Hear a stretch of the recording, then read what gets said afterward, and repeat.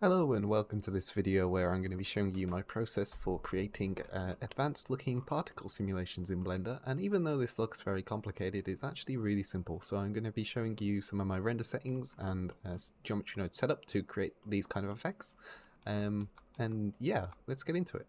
So I'll start off in a blank file and I will just delete out my camera and light for now. And then I'll go over into geometry nodes and with the default cube selected, create a new group. And then I'm going to delete out the input and I'm going to start with an icosphere, and this is just going to be my particle emitter. So I'll view this and give it a few more subdivisions, maybe 5, and scale it up a little bit. And then let's set its position. I'm just going to randomize it a little bit so it's not so perfectly spherical. Just drop in a noise texture, plug the color into the offset, untick normalize, turn the scale down, add in a vector math node. Set that to scale, just the normal displacement setup. Maybe turn it a little bit more like that. Turn the roughness down. Yeah. That's looking okay. And now I want to distribute some points on this surface to become my particles. So let's go ahead and do that. Let's add in a distribute points on faces node. Drop that in. And if I connect these points out, you can see what we get, just a bunch of points on this surface now. I'm actually going to set the scale back to 1, I think I do want it a bit smaller.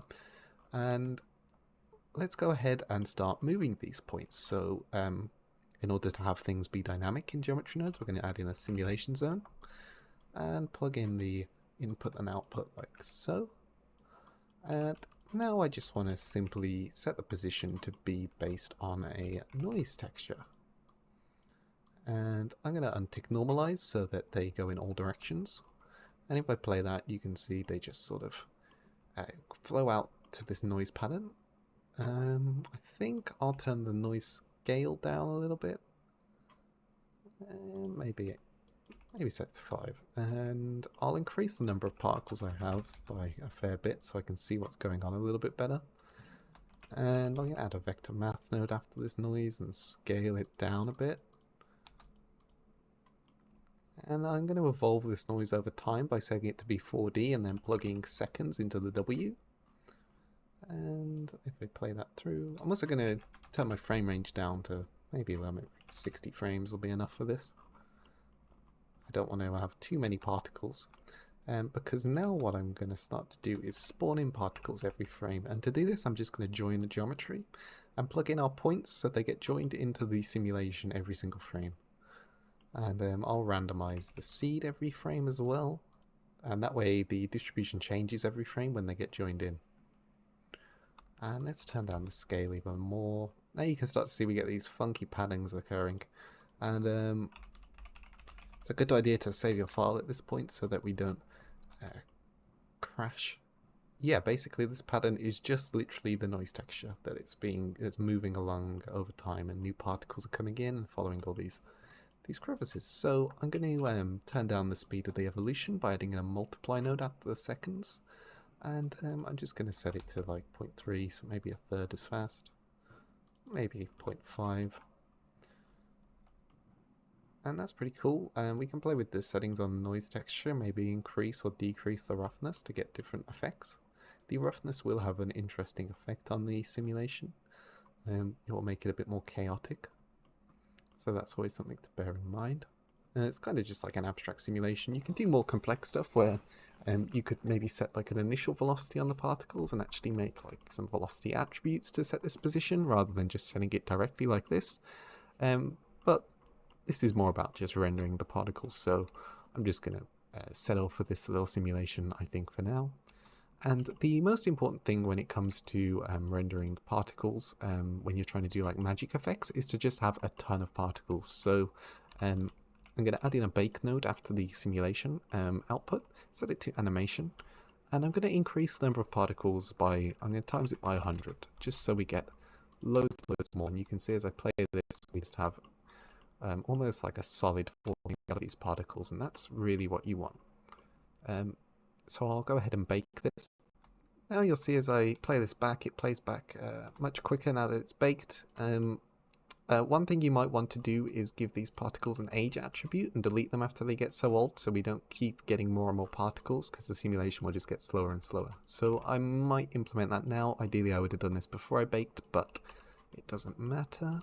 I'm going to store a named attribute here, and I'm just going to make this an integer, call it age, so the age can never be a decimal value. I'm going to grab a named attribute integer age here. So we're just reading age, adding a 1 to it, and then setting that to be the new age. So every frame these particles will get a new age, all starting at a value of 0. That's implicit, but we could set it explicitly if we put a name attribute after they get spawned here, but that doesn't particularly matter. Now I just need to make an expression that says if the age is greater than, say, 20 frames, and delete those particles. And now I can rebake this. It should bake a little bit faster, and we'll have less points on the screen. And there we go. So after the points get to a certain lifetime, they just die. And now the points are looking a little bit too large, so I'm going to set the radius of them to be much smaller. I don't really want to ever see individual points, so let's set this to be 0.01. And that's looking pretty cool, and you can see we're already getting so much detail from the noise texture and everything that the rendering is going to be really simple. We barely have to do anything with the material on these. So let's go ahead and set a material, and I'll just set it to the default, call it particle. And let's go back into the layout tab. I don't even need to open a node tree for this material, it's going to be that simple. So I'll go into rendered view. We can render these in Eevee or cycles, it doesn't particularly matter. I quite like rendering them in Eevee, it's a bit quicker. So let's go into the material tab, and under our emission, let's set this to 1, and let's give it a nice color that we like. Now, in order to get them sort of overlapping and lighting each other, I'm just going to turn the alpha down. Set that to 0.1, and turn the emission up to something like 5. Maybe turn the alpha down even more, and you can see we get even more contrast as we turn the alpha down. So that's a really simple material that I use now for pretty much all my particle rendering, and when I have them dense, like this sort of magical looking effect. And yeah, it just works really well with them overlapping. You want to make the points as small as possible, so I like to sometimes go back into geo-nodes and then make this radius an input, and then if I come back into the layout tab, I can just change it on the modifier here. So maybe I need them twice as small. That could work. Maybe somewhere in between would be nice. Somewhere like that. And I just want to do one more thing with these, and I need the shader editor for this step. I'm just going to fade them off as they are about to die, basically. So as the age approaches 20, I think we set it to be, I want them to fade off. So let's grab the age attribute, and now this will just be the age of the particle from 0 to 20. So I need to map this into something we can plug into the alpha. So I want to map from 0 to 20 to a map.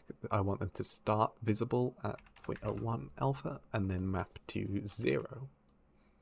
Plug that in. You can see now the points that are about to die sort of fade out. I'm going to turn this maybe to smooth step, so that we get a bit more of a natural fall off.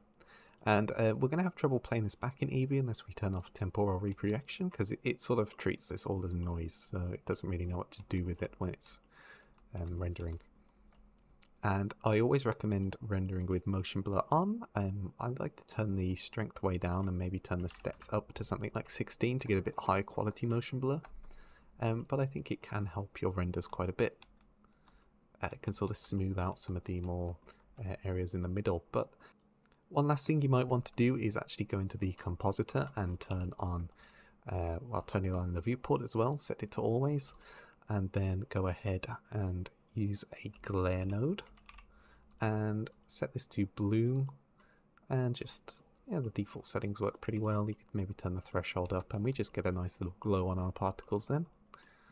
And then the motion blur should work quite nicely, so that when you render this, if I pick a random frame to render, you can see that stuff's kind of getting blurred in camera based on the particle's motion. You can turn that up or down if you want to, it's up to you.